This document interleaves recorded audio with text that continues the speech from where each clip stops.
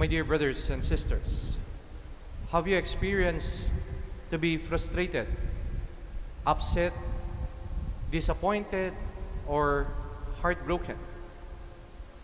Yes, all of us. In one point in our life, even recently or the other day, we all experienced frustrated, upset, disappointed, and heartbroken. In today's gospel, this was the emotions of Jesus. These are the feelings of Jesus in our gospel today. He was frustrated, upset, disappointed, and even we can say heartbroken. He was so disappointed, heartbroken, and upset to the Pharisees and to the scribes or the scholars of the law. Jesus in our gospel today said 3 times, "Woe to you, Pharisees! Woe to you, scholars of the law!" But why is Jesus frustrated? Why was Jesus upset, disappointed to the Pharisees and scribes or scholars of the law in our gospel for today? In simple terms, dahil sa kanilang masamang ugali at pagtrato ng hindi maganda sa kanilang kapwa-tao. Their bad attitude and their wrong treatment to others. I can summarize the frustration of Jesus to the attitude of the Pharisees, yung tinatawag natin sa Tagalog na 3 P. The 3 Ps. Una, plastic. Pangalawa, pakitang tao. At pangatlo, papansin. The 3 Ps na pinapakita ng mga Pharisees and scholars of the law, why Jesus was upset to them and disappointed. Sila ay plastic, pakitang tao, at papansin or pasikat. For sure, these are the attitudes that we don't want in a person. Or we try to reflect on ourselves, we sometimes carry this attitude sa ating buhay. Plastic, hindi totoo, not showing his or her true self. Pakitang tao, hypocrisy, hypocrites, not putting their words into their actions. Papansin, pasikat, fond of getting attention or drawing others towards yourself to gain fame and popularity. Reflecting on our gospel today, we could see these attitudes, the 3 Ps to our Pharisees, to the Pharisees and scholars of the law. That's why Jesus said, "Woe to you! Woe to you, Pharisees!" Because the Pharisees are so much concerned on minor things, maliliit na bagay, paying tithes, herbs, but they neglect the most important concern of others, which is justice, mercy, care, and concern for others. They were so legalistic, demanding to others, but they are not sensitive to the needs of others. They put first on their knowledge on the law rather than implementing the essence of the law, which is love for God and love for others. Alam nila yung batas, pero hindi nila ito sinasabuhay. Pangalawa, woe to you, Pharisees, because they love to be recognized and always to be put in the limelight. Gustong magpasikat, gustong magpapansin. Their hearts are full of self-righteousness, being hypocrites.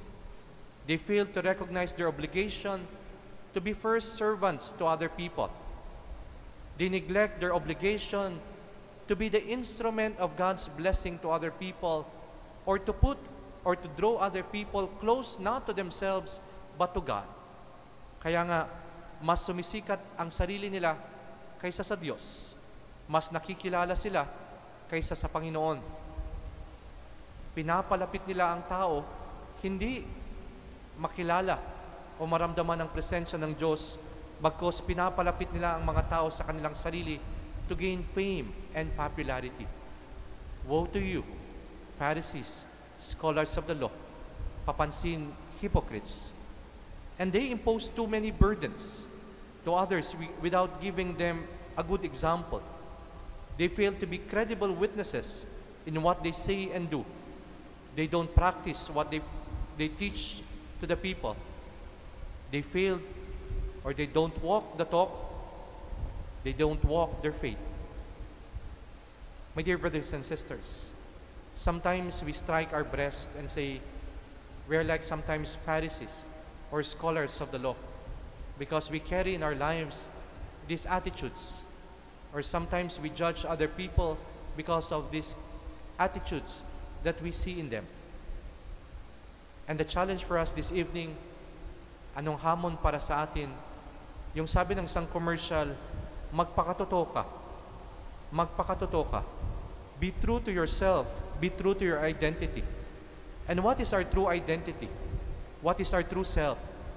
First and foremost, our true self, our true identity as Christians is that we are created in the image and likeness of God.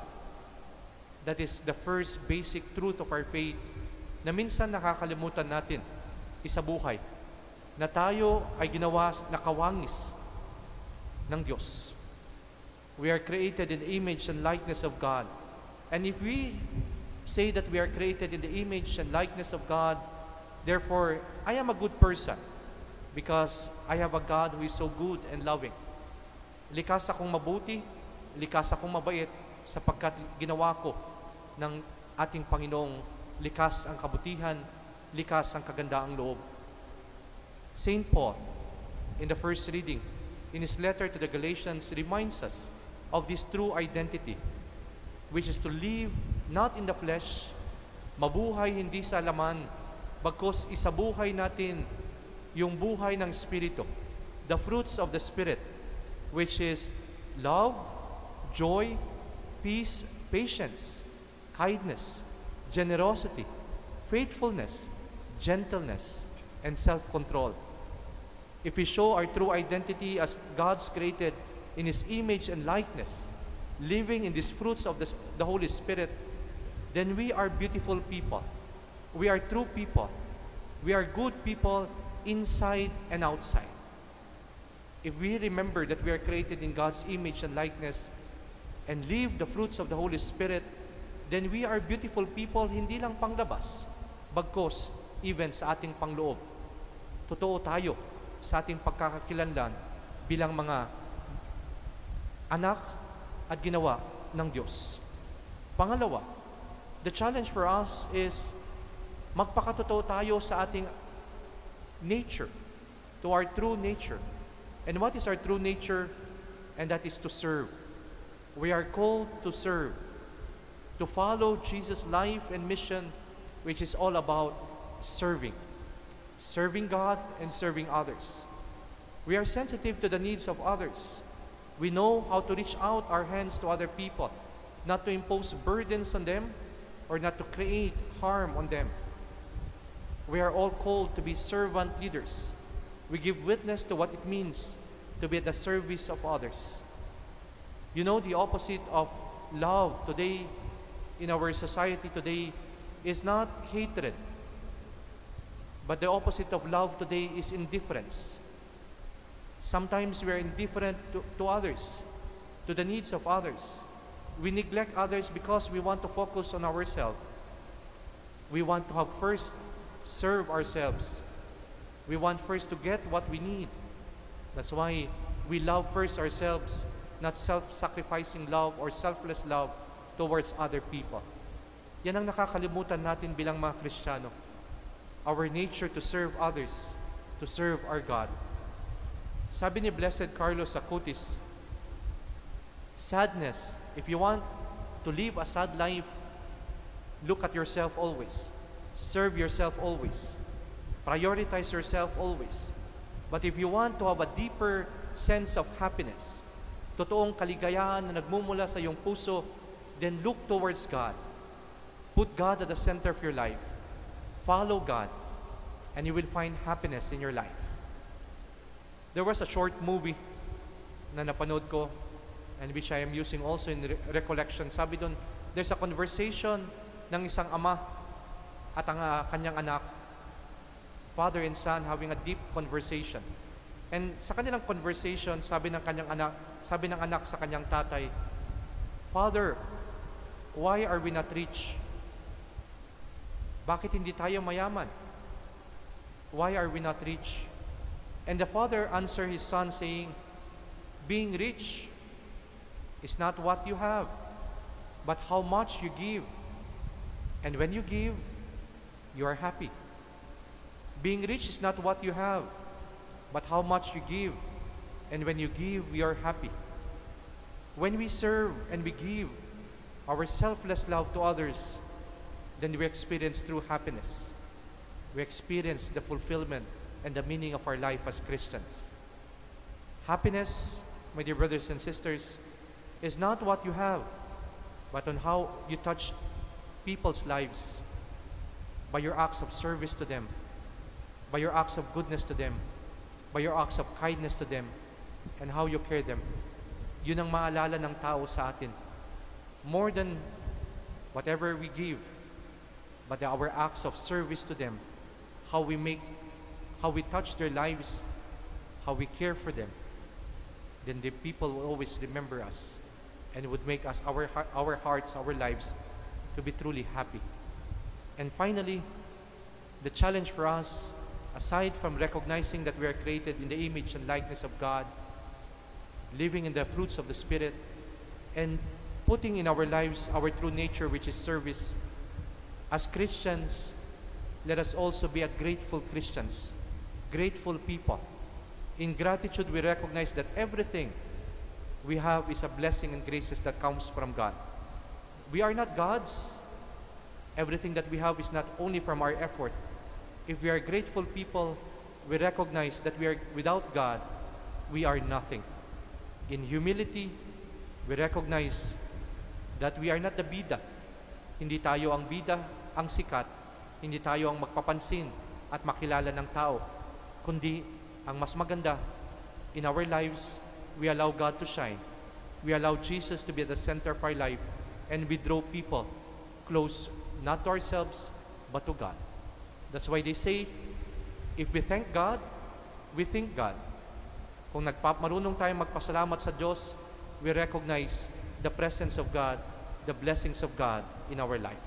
Because without God, we are nothing. We cannot boast anything in our life because everything are blessings from God. My dear friends, we examine our lives this evening with our readings.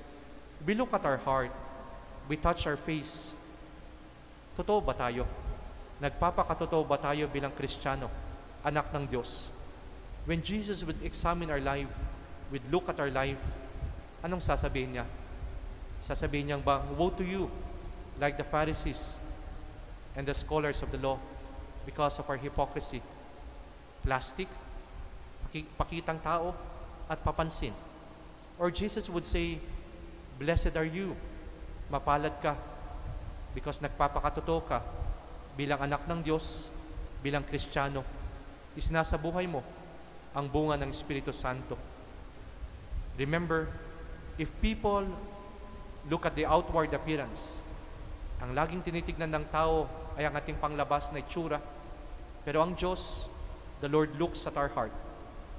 If people look at the outward appearance, the Lord looks at our heart. We reflect what is then inside our hearts.